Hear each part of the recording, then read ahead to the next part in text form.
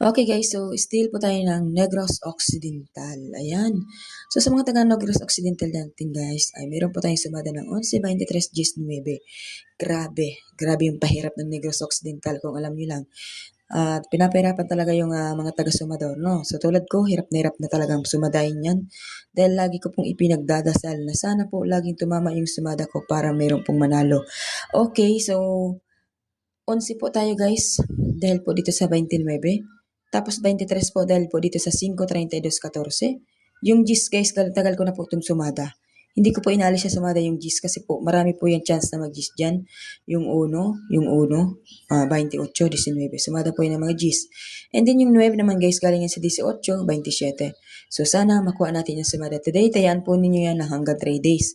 Okay, sa mga nais po maging agent guys, gusto nyo bang magpataya through online?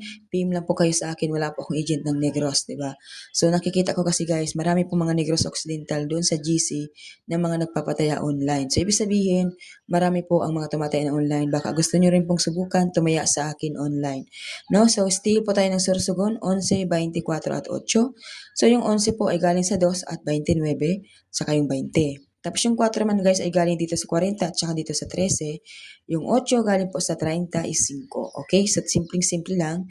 Ayan. So baka nais ninyong tumaya. Kahit hindi po kayo mag-agent, pwede po kayong tumaya.